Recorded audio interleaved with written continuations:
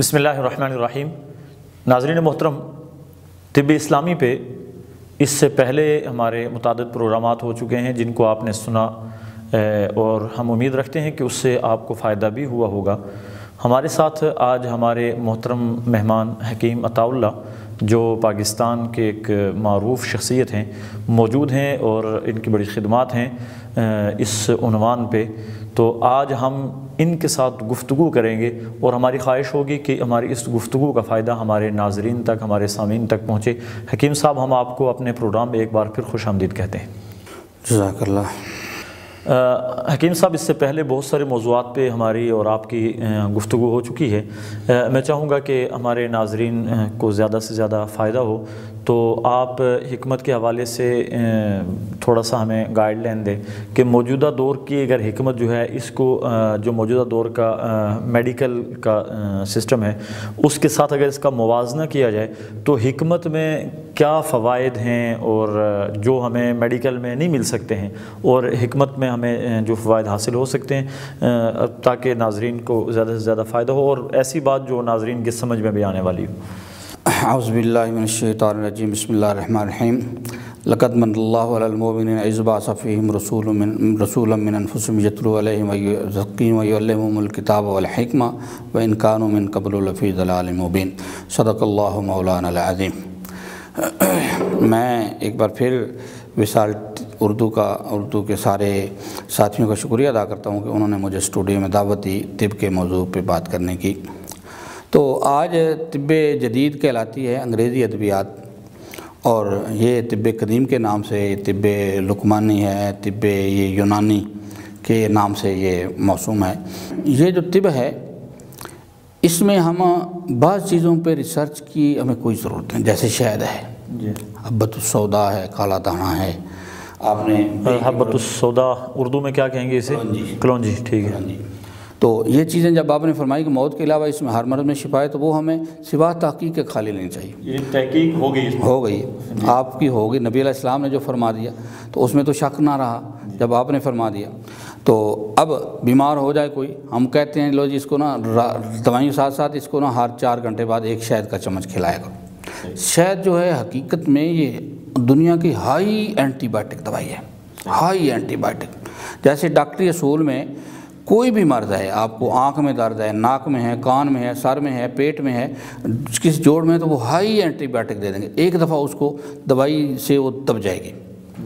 لیکن شہد ہے ہائی اینٹی بائیوٹک، لیکن اس کے خلاف دوائی مرض کو دبائے گی نہیں، کامل شفا ملے گی۔ اس کو جب کھا لیں تو یہ زخم ہو، جیسے نبی علیہ السلام نے فرمایا کہ اگر اندر کوئی زخم ہے، اندر کوئی مرض ہے تو اندر کھا لو۔ کان میں درد ہے کان میں ڈال دو، داڑھ پہ درد ہے داڑھ پہ لگا لو، آنکھ میں درد ہے آشوب چشم ہے تو آنکھ میں لگا لو۔ تو یہ ایسی دوائی ہے جی ہر جگہ لگائی جا سکتی ہے، ہر مرض میں کھائی جا سکتی ہے۔ اس کی ریسرچ کی ضرورت نہیں کہ نبی علیہ السلام نے فرما دیا، اور قرآن میں اللہ نے فرما دیا کہ اس میں ہر مرض کے لیے شفا رکھی ہے۔ تو بے شمار ایسی ادویات ہیں ہمارے حصے میں کہ ان پہ ریسرچ کرنے کی کوئی ضرورت نہیں ہے۔ اور پھر اگلی بات یہ ہے کہ یہ ہم مٹی سے پیدا ہوئے ہیں، ہماری ہر چیز مٹی سے نکلی ہے۔ آپ کسی کارخانے کو دیکھیں نا جی، ہیماٹائٹ، میگناٹائٹ، یہ لوہے کی چیزیں، مصنوعات سب پہاڑ مٹی سے ہی نکلی ہیں۔ کھانے کی تمام غذائیں مٹی سے نکلی ہیں، پینے کا پانی مٹی سے نکلا ہے۔ ہم نے مٹی میں واپس جانا ہے، تو اللہ نے غذائیں ہماری مٹی میں رکھی ہیں، تو دوائیں بھی مٹی میں ہیں۔ تو اب اس کے گرد و نواح میں لوگوں کو جتنی مرضیں ہیں، وہ اس کے گرد و نواح میں ان کی غذائیں بھی ہیں، اور اس کے گرد و نواح میں ان کی ادویات بھی ہیں۔ تو اس میں یہ ہے کہ ایک بندے کو نہیں پتہ ہے کہ میرے لیے اللہ نے یہ دوائی پیدا کی ہے، تو اس پہ ریسرچ ضروری ہے۔ اگر اس علاقے میں ایک مرض ہے تو یقین جانیں جب بھوک ہے ہمیں، تو اللہ نے غذا ہماری یہاں بھیج دی، تو اس مرض کی جو دوائی ہے وہ یہاں انگلینڈ یا امریکہ میں نہیں ہے، وہ ہمارے اسی گرد و نواح میں ہے۔ یہ اللہ کی رحمت ہے خاص انسان پہ کہ جب انسان کو بھوک لگتی ہے تو اسی مٹی سے اس کے لیے غذائیں، ثمرات موجود ہیں، غلے موجود ہیں، وہ کھاتا ہے، اس سے اس کو وہ راحت ہوتی ہے، بھوک ختم ہوتی ہے۔ تو اسی طرح اگر وہ بیمار ہوتا ہے تو اسی زمین میں اس کے گرد و نواح میں وہ بوٹیاں پائی جاتی ہیں جس سے اس کا علاج ممکن ہے۔ اس میں آپ سے جو میں نے سوال کیا کہ اگر ہم موازنہ کریں میڈیکل کا اور طب اسلامی کا، تو اس میں آپ کے پاس کیا کوئی ایسی اضافی چیز ہے جو میڈیکل میں نہ ہو، یا جس کا میڈیکل میں علاج ممکن تو ہو لیکن مشکل ہو یا بہت زیادہ مہنگا ہو، اور آپ کے ہاں آسانی سے علاج ہو جاتا ہو؟ یعنی میڈیکل اور آپ کا اگر طب اسلامی کا موازنہ کریں تو اس موازنے میں آپ کی وہ کون سی چیزیں ہیں جن کو ہم یہ کہہ سکتے ہیں کہ طب اسلامی میڈیکل سے بہتر ہے؟ جی، اس لیے کہ ایک ڈاکٹر جو ہے اس کے پاس جب کوئی مریض جاتا ہے تو اس ڈاکٹر کو اس کی مرض کا کوئی پتہ نہیں ہوتا، ان کو تشخیص سکھائی نہیں جاتی۔ تشخیص کرنی ہے جی میڈیکل اس میں لیبارٹری والے نے، اس کو بال براز بلڈ اور یہ چیزیں ایکس رے اسکیننگ وغیرہ اس نے کرنی ہے، اس نے بتانا ہے کہ اس کے فلاں عضو میں یہ مرض ہے۔ ہمارے پاس اللہ کے فضل و کرم سے یہ نبض کا جو سسٹم ہے، نبض کو چیک کرنا، نبض چیک کرنے سے ہمیں پتہ چلتا ہے کہ مریض کا مزاج کیا ہے، سرد ہے، گرم ہے، خشک ہے، تر ہے، بلغمی ہے، سوداوی ہے۔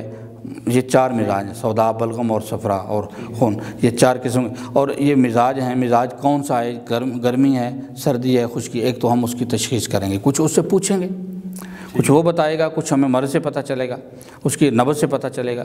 جب یہ ہم اس کی تشخیص کر لیں گے تو پھر ہم نے اس کے لیے تجویز کرنا ہے، اس کے لیے تجویز کریں گے، اور تجویز کے بعد، تشخیص کے بعد دوائی آتی ہے۔ کسی ڈاکٹر کو، میں اسے چیلنج تو نہیں کہتا، کوئی ڈاکٹر کوئی ایک دوائی، یہ اب مارکیٹ میں جو ادویات 5500 تقریباً ادویات ہیں انگریزی، 5500 میں سے 55 ساری دوائیں نے صرف 2 دوائیاں ڈاکٹر خود پکڑ لیں جی، یہ ہے جی، ہم اس کے بارے میں بتاتے ہیں جی، یہ اس میں کیا کچھ ہے۔ کسی ڈاکٹر کو کوئی پتہ نہیں ایسپرین میں کیا ہے، بسکوپان میں کیا ہے، ڈسپرین میں کیا ہے، یہ جو لیگزوٹانل ہے اس میں کیا ہے، تو کسی دوائی کا کوئی پتہ نہیں۔ یہ ڈاکٹر کا کام ہی نہیں ہے، یہ کیمسٹ ڈراگسٹ بناتے ہیں ادویات، کہیں کسی ملک میں بیٹھ کے بناتے ہیں، تو وہ ادھر اپنے ملک کے لوگوں پہ وہ اس کو آزماتے ہیں۔ یا اب امریکہ میں ایک ریسرچ ہوئی ہے دوائی کی، تو وہ یخ ٹھنڈا ملک ہے، وہاں ایک ریسرچ ہوئی ہے کہ اس مرض کے لیے یہ مفید ہے، اور وہی ہمارے ملک میں بھیج دیتے ہیں۔ تو ہمارے ملک کا مزاج اور ہے، وہاں 4 فٹ برف ہے، ہمارے یہاں تو برف کوئی نہیں۔ تو وہ دوائی جو اس ملک میں ان کے لوگوں پہ مفید ثابت ہوئی ہے، ہو سکتا ہے وہ ہمارے ملک میں آئے، ہمارا گرم ملک ہے، گرم ملک میں آ کے اس کے وہ فوائد ہی نہ ہوں۔ تو اس لیے ہم کہتے ہیں کہ اس کے مضر اثرات ہیں۔ تو دوائی میں بھی جیسے تشخیص ڈاکٹر کے پاس کوئی نہیں، حکیم کے پاس تشخیص ہے، وہ لیبارٹری سے تشخیص کرواتے ہیں، اور اس کے بعد وہ تجویز جو کرتے ہیں وہ صرف ایک سر درد ہے، سر درد کی 50 دوائیاں ہیں، انہوں نے سر درد میں سے 10 دوائیاں دے دینی ہیں جی، تو جی کوئی تیر تو لگے گا نا جی۔ تو ہمیں یہ پتہ ہے یہ مشارکتی درد ہے، سر میں درد ہے جی، بائیں طرف ہو رہا ہے، یہ شقیقے درد کا درد ہے، پورے سر میں ہو رہا ہے، یہ گیس کی وجہ سے ہے، یا گرمی میں اس نے زیادہ کام کر لیا ہے تو گرمی کی وجہ سے درد ہو، تو ہم ود پوائنٹ ایک دوائی دیں گے جس سے اس کو فائدہ ہو جائے گا۔ اور ہماری ادویات میں کوئی ہزاروں دوائیاں ہیں، ہر دوائی کوئی خمیرے ہیں، بے شمار مجونے ہیں، عطری فلات ہیں، بے شمار مربے ہیں، بے شمار حبوبات ہیں، بے شمار مشروبات ہیں۔ کوئی حکیم طبیہ کالج کا پڑھا ہوا کسی دوائی کا، جس میں ہزاروں دوائیں ہیں، ایک دوائی نہیں، کس دوائی کا نام لے لو، ہم اس کے انالیسز کر کے نکال کے بتائیں گے اس میں فلاں چیز ہے، فلاں اتنی ہے، فلاں اتنی ہے، فلاں اتنی، اور پھر مقدار سمیت اور مزاج سمیت، اس میں فلاں گرم ہے، فلاں ٹھنڈی ہے، فلاں مفرے ہے، فلاں بارد ہے، فلاں اس میں خشکی زیادہ، تو وہ ہم بتائیں گے۔ اور پھر ہم مزاج جو ہے نا آخر میں بتائیں گے کہ اس کا مزاج یہ بنا ہے تو یہ گرم دوائی بن گئی ہے، تو یہ ٹھنڈی مرض میں دینی ہے، تو یہ مزاج۔ یعنی آپ کے کہنے کا مطلب یہ ہے کہ جو حکیم یا طبیب ہوتے ہیں طب اسلامی والے، وہ ایک تو یہ ہے کہ نبض شناس ہیں، دوسرا یہ ہے کہ وہ مزاج شناس ہیں، اور تیسرا دوا شناس ہیں، یعنی دوا کا ان کو پتہ ہے، دوا ساز بھی ہیں، دوا شناس بھی ہیں، جبکہ کہ جو میڈیکل سے تعلق رکھنے والے ڈاکٹرز ہیں ان کو صرف دوائیوں کے بارے میں وہ صرف درد کے لیے، یہ پیٹ درد کے لیے، یہ فالج کے لیے، یہ لکوے کے لیے، یہ ہاں رپورٹ شناس، ہاں جی، تو اس میں پھر مضر اثرات اس لیے زیادہ ہوتے ہیں کہ ان کو اس ادویات کے بارے میں اتنا علم نہیں ہوتا کہ یہ گرم ہے، سرد ہے، اس میں جا کے کیا کرے گی۔ اور پھر ایک ہارٹ اسپیشلسٹ بیٹھا ہے، ہارٹ اسپیشلسٹ بیٹھتا ہے، اللہ نے اس کو یہ تعلیم دی ہے کہ دل کے امراض کو وہ جانتا ہے۔ اب وہ دل کی امراض کی دوائی دے گا تو اس کو یہ نہیں پتہ ہے کہ اس کی دل کی امراض دیتا ہوں تو اس کا لیور بھی متاثر ہو سکتا ہے، دماغ ہو سکتا ہے، آنکھیں ہو سکتی ہیں، اس کی تلی متاثر ہو سکتی ہے، اس کا معدہ اس کو ان عضو کے بارے میں پتہ ہی کوئی نہیں ہے، وہ صرف دل کے بارے میں جانتا ہے۔ تو دل کی دوائی دے گا تو اس کے ساتھ اور دوسری بیماریاں بھی لگ سکتی ہیں۔ لیکن حکیم صاحب ہم میڈیکل سے کلی طور پہ تو اس کی افادیت سے انکار نہیں کیا جا سکتا، بہت ساری بیماریاں ایسی ہیں جن کا حکمت میں آج پہلے زمانے میں موجود تھا، لیکن آج مثال کے طور پہ جراحت کا بہت کم، بہت بڑا یہ انقلابی سسٹم ہے جناب۔ جراحت ہڈی ٹوٹی کو جوڑنا، گردے کو نکال کے نیا فٹ کر دینا، لیور کا آپریشن، یہ دل کا آپریشن، والوں کو کھولنا، نئے ڈال دینا، یہ سارا ان کا یہ بہت لیکن اگر احتیاط کی جائے اور ان سے بچا جا سکتا ہے، میڈیکل کے شعبہ ایک کاسٹلی ہے، بہت زیادہ مہنگا ہے، جس کی وجہ سے ہر آدمی کے اپروچ نہیں، اور بہت سارے لوگ جو ہے وہ اس وجہ سے بیچارے اس دنیا سے رخصت ہو جاتے ہیں کہ ان کے پاس علاج معالجے کے پیسے نہیں ہوتے۔ تو ان لوگوں کے لیے میرے پاس ایک فار ایگزامپل بتا رہا ہوں کہ ایک مریض آیا، اس کو ہجکی لگی ہوئی تھی، وہ مجھے کہتا ہے جی میں نے اس ہجکی پہ کوئی ہزاروں روپے لگائے، میری ہجکی ٹھیک نہیں ہوتی۔ میں نے اسے یہ کہا کہ دوائی تو ہم تجھے دیتے ہیں، لیکن علاج یہ ہے کہ ادرک کا پانی نچوڑ کے 1 چمچ پی لیں، ہجکی ٹھیک ہو جائے گی، زیادہ یک ٹھنڈی چیزیں نہ کھانا۔ وہ دوائی بھی لے گیا اور اس نے وہی کیا، وہ اب اس میں کئی سال ہو گئے، وہ کہتا ہے مجھے پھر دوبارہ ہجکی نہیں لگی ہے۔ یہ تو بہت اچھا، ہمارے سامعین کے لیے آپ نے ایک بہت اچھا علاج تجویز کر دیا۔ حکیم صاحب میں آخر میں آپ سے ایک اور بڑی ضروری معلومات لینا چاہوں گا۔ آج کل کے دور میں 2-3 امراض ہیں جو بہت زیادہ عام ہوگی، مثال کے طور پہ شوگر ہے، اب ہر تیسرا آدمی ہمیں شوگر میں مریض نظر آ رہا ہے، بلڈ پریشر ہائی ہے، اور تقریباً ہر آدمی یہ کہتا ہے کہ میرا بلڈ پریشر ہائی ہو رہا ہے، لو ہو رہا ہے، اور تیسرا ہیپاٹائٹس جسے یرقان کہا جاتا ہے، یرقان کی ایک قسم ہے۔ تو ان بیماریوں کا آپ کے پاس علاج کیا، اور اس سے بچنے کی ممکن صورت کیا ہے؟ یہ جو شوگر ہے نا، یہ شوگر مٹھاس کو کہتے ہیں، چینی کو کہتے ہیں شوگر۔ جو چیز ہم کھاتے ہیں منہ میں جب جاتی ہے، ہم اسے چباتے ہیں تو اس کے ساتھ گلائکوجول ملتا ہے۔ گلائکوجول ایسی چیز ہے کہ وہ ہر چیز کو میٹھا میٹھا کر دیتی ہے۔ تو یہ ایک کیلوریز ہے، یہ معدے میں جاتی ہے، معدے میں کیلوس بنتا ہے، پھر معدے پہ جا کے وہ کیموس بنتا ہے، جگر میں جاتا ہے، جگر کے بعد وہ چیز جزو بدن میں نہیں ہوتی ہے۔ تو اگر انسولین، یہ لبلبا ہمارا یہاں سے لمبا سا عضو ہے، لبلبا پینکریال کہتے ہیں انگلش میں اس کو، وہ لبلبا جو اس میں یہ رطوبت ہے انسولین، اس کیموس جو جگر میں جا کے بنا، اس میں جو ڈرافٹ ہو کے گرتی ہے تو وہ ساری کیلوریز جزو بدن بنتی ہیں۔ ہمارے بدن میں آنکھوں کو غذا الگ ہے، بالوں کی غذا الگ ہے، ناخنوں کی غذا الگ ہے، یہ جلد کی غذا الگ ہے، ہڈیوں کی غذا الگ ہے، اسی سے جگر سے ہر چیز کو اپنی غذا ملنی ہوتی ہے۔ اگر انسولین کی کمی ہو جائے گی تو وہ تھرو آؤٹ جو غذا ہے گردوں کے راستے پیشاب میں خارج ہو جائے گی، اور وہ مٹھاس خارج ہوگا تو اس کا مطلب ہے کیلوری ساری ضائع ہو رہی ہیں۔ اصل نقص کیا ہے؟ لبلبے میں، لبلبا انسولین پوری نہیں کر رہا۔ تو اب انسولین کی کمی کیوں ہوتی ہے؟ لبلبے میں نقص کیوں آتا ہے؟ سکون سے آتا ہے۔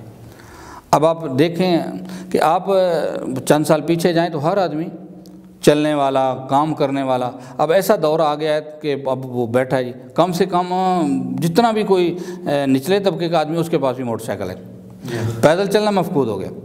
تو اب ہم 20 سال پیچھے جائیں تو ہمیں مرض شوگر چند لوگوں میں محسوس، 1000 میں سے 1-2 آدمی، اب ہر 50 میں سے 2 آدمی شوگر والے آ جاتے ہیں، بلکہ زیادہ ہو گئے۔ تو ہر آدمی سکون میں، تو اس میں حفظان صحت میں یہ ہے کہ اس آدمی کے لیے تحریک ضروری ہے کہ وہ چلے، صبح سویرے اٹھے، خالی پیٹ پانی پیے، واک کرے، کم سے کم 500 گز آئے، 500 گز جائے، ایک یہ ہے۔ تو اس کے بعد وہ ہلکی غذا کھائے، ناشتے میں اسٹرانگ نہ کھائے، زیادہ تلی ہوئی چیزیں نہ کھائے، کیونکہ اس نے کام کرنا کوئی نہیں، تو یہ تلی ہوئی چیزیں اور اس طرح کی اسٹرانگ چیزیں ہضم ہی نہیں ہوں گے، اس سے پھر بیماریاں پیدا ہوتی ہیں۔ تو اور شوگر کے لیے یہ جو ہے، اس کے میتھی کے بیج بڑے مفید ہیں، اور یہ دار چینی کا قہوہ بڑا مفید ہے۔ تاج، دار چینی اور تاج دونوں ایک طرح کی چیزیں ہیں، یہ بڑا مفید ہے اس کا قہوہ بنا کے پینا۔ اور میں ایک کڑوے یہ جو ہوتے ہیں نا جی، جوخار بھی، جوخار کہہ رہا ہوں، کڑوے جو ہی کہتے ہیں ہمیشہ، اندر جو تلخ یا کڑوے جو اور مغز بادام، یہ دونوں ملا کے ایک چورا سا بن جائے گا، ایک چمچ اس کا کھانا شوگر کے لیے بہت مفید ہے۔ تو جس کو بندے کو شوگر ہے یا عام آدمی بھی اگر کھائے تو اس کو شوگر ہے، ٹھیک ہے، شوگر جس کو نہیں ہے وہ تو اصولوں پہ پابند رہے نا جی، کھانا کھائے، سمپل کھائے، پیدل چلے، پانی پیے خالی پیٹ، تو اس کو شوگر نہیں ہوگی۔ اگر تاریخ زیادہ رہے گی تو شوگر نہیں ہوگی۔ تو اس کے بعد آ گئی بلڈ پریشر۔ اب بلڈ پریشر جو ہے نا جی، یہ ہے غلظت الدم، خون میں گاڑھا پن، کولیسٹرول آ گیا جی، خون میں گاڑھا پن آ گیا، بلاکیج آ گئی جی، وہ بلڈ پریشر ہو رہا ہے، سر میں درد ہو رہا ہے۔ تو اس میں یہ ہے کہ خون کو پتلا رکھنے والی چیزیں کھائیں۔ خون میں جب تک وہ گاڑھا پن نہیں ہوگا تو بلڈ پریشر نہیں ہوگا۔ اور بلڈ پریشر کے لیے ہماری دیسی دوائیوں میں سے ایک ایسی دوائی ہے، اس کو ہم کہتے ہیں جی چھوٹی چندن، اسرول بھی اسے کہتے ہیں۔ ناظرین لکھ لیں، یہ بہت قیمتی دوائی ہے۔ قیمتی سے مراد یہ ہے کہ اس کے فائدے بہت زیادہ ہیں، وہ قیمتاً تو پھر اس میں چند ایک روپوں میں وہ آ جائے گی۔ چھوٹی چندن، چھوٹی چندن کو آپ پیس لیں، باریک پاؤڈر بنا لیں، تھوڑی کڑوی ہوتی ہے تو کیپسول میں ڈال کے اسے صبح و شام ایک ایک کیپسول کھائیں۔ بلڈ پریشر والا 7-8 دن کھائے، اس کا بلڈ پریشر ٹھیک ہو جائے گا، پھر شاید دنیا زندگی میں نہ ہو۔ ٹھیک ہے، بہت اچھا، اتنی قیمتی دوائی ہے۔ ہاں جی، تیسری مرض آپ کیا بتا رہے تھے؟ Hepatitis C. ہیپاٹائٹس سی جو ہے، ہیپاٹائٹس کی قسمیں کتنی ہیں؟ ہیپاٹائٹس سی کی A B C D F تک ہیں۔ اچھا، یہ کالے جرکان سے منسوب ہے۔ ٹھیک ہے، کالا، پہلے پیلا جرکان ہوتا ہے، پھر کالا جرکان۔ کالا جرکان جو ہے یہ جراثیمی مرض ہے، سی وائرس، یہ ڈینجرس ہے۔ اس میں یہ ہے کہ لیور جو ہے نا، اس کے سیلز وہ ختم ہونے شروع ہو جاتے ہیں۔ صحیح۔ اور اس کی ریشو ہوتی ہے کہ 10 20 یا 150 روزانہ کے سیلز ڈیڈ ہو رہے ہیں، ختم ہو رہے ہیں۔ تو ڈاکٹر جب اس کی اسکریننگ کرتے ہیں تو دیکھتے ہیں کہ روزانہ کے اتنے سیل ڈیڈ ہو رہے ہیں، تو وہ بتا دیتے ہیں کہ بندہ اتنی دیر زندہ رہے گا پھر مر جائے گا۔ اور یہ کینسر کی قسم ہے، اور اللہ کے فضل و کرم سے اس کا جو علاج حکمت میں ہے، یہ بڑی دیر سے، یہ 93 میں یہ ریسرچ ہوئی تھی انگریزی ڈاکٹروں کے ہاں کہ یہ بھی کوئی مرض ہے۔ یہ پہلے کالے جرکان سے موسوم تھی، کالے جرکان سے۔ یہ پہلے بھی ہم اس کا علاج کرتے آئے، ہمارے آباء و اجداد بھی کرتے رہے اور ہم بھی کرتے ہیں۔ اور اس میں بے شمار ادویات ہیں، اور ایک ناظرین کے لیے 2 دوائیاں بتاتا ہوں، وہ یاد رکھیں۔ اور کوئی دوائیاں کھائیں نہ کھائیں، ان کے کھانے سے بہت فائدہ ہوگا۔ ایک ہے ارک مکو اور ارک کاسنی۔ ارک مکو اور ارک کاسنی، یہ دونوں ملائیں، ایک آدھا کپ ارک کاسنی اور آدھا کپ ارک مکو۔ یہ مل جاتے ہیں بازار سے؟ عام چیز ہے۔ ارک مکو اور ارک کاسنی آدھا کپ ملائیں، اور اس میں تھوڑی سی شکر یا چینی ڈال کے وہ 3 بار پئیں، اس کو بہت زیادہ فائدہ ہوگا۔ یعنی ایک کپ کو 3 مرتبہ پئیں؟ ہاں، آدھا کپ ارک مکو، آدھا کپ ارک کاسنی، یہ ملا کے ایک کپ بن جائے گا۔ اس کو تھوڑا میٹھا کر، تھوڑا کڑوا ہوتا ہے، تھوڑا میٹھا کر کے اس کو پئیں صبح دوپہر شام، تو اس سے بہت فائدہ ہوگا۔ ادویات پھر ہر مرض کی بے شمار ہوتی ہیں۔ ہاں جی، بہت اچھے۔ یعنی یہ ہیپاٹائٹس سی کے لیے بہت زیادہ مفید ہے۔ تو اس کے لیے احتیاط یہی ہے کہ آدمی جو حفظان صحت کے اصولوں کو مد نظر رکھے۔ ہمارے آباء و اجداد جب کھیتی باڑی کرتے تھے یا کام کرتے تھے تو اس وقت تک بیماریاں بھی کوئی نہیں تھی، بیماریاں ہوتی بھی تھیں تو کوئی نہ کوئی جڑی بوٹیاں جو تھیں وہ استعمال کر لیتے تھے، اور ڈاکٹروں کی ضرورت نہیں پڑتی تھی۔ ناظرین، بہت مفید معلومات آج ہمیں ہمارے محترم مہمان حکیم عطا اللہ صاحب نے دی ہیں۔ مجھے امید ہے اس سے آپ کو بھی فائدہ ہوگا، اس لیے میں اپنے محترم ناظرین کی طرف سے بھی اور اپنی طرف سے بھی اپنے معزز مہمان محترم حکیم عطا اللہ صاحب کا مشکور اور ممنون ہوں۔ اپنی حفظان صحت کے اصولوں پہ پابند رہیے اور اپنی صحت کا خود ہی خیال رکھیے، انشاءاللہ بیماریاں آپ کے قریب نہیں آئیں گی۔ روزانہ چلنا پھرنا اپنا معمول بنائیں، کام کاج اپنا معمول بنائیں، بہت زیادہ رس نہ کریں۔ 5 وقت نماز، جی 5 وقت نماز، ہاں 5 وقت کی نماز، یہ بھی حفظان صحت کے اصولوں میں سے ایک اصول ہے کہ 5 وقت کی نماز آپ کو بہت ساری بیماریوں سے محفوظ رکھے گی۔ رات کو جلدی سو جائیں، صبح جلدی اٹھیں، اور اپنے کھانے پینے کی غذاؤں میں جتنا وہ توازن رکھیں تو انشاءاللہ بیماریاں آپ کے قریب نہیں آئیں گی۔ السلام علیکم ورحمۃ اللہ وبرکاتہ۔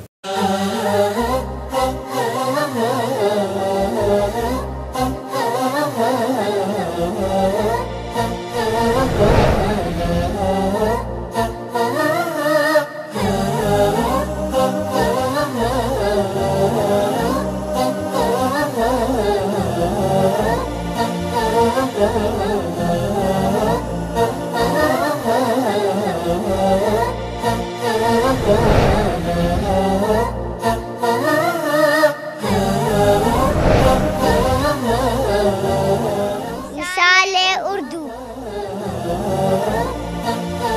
اللہ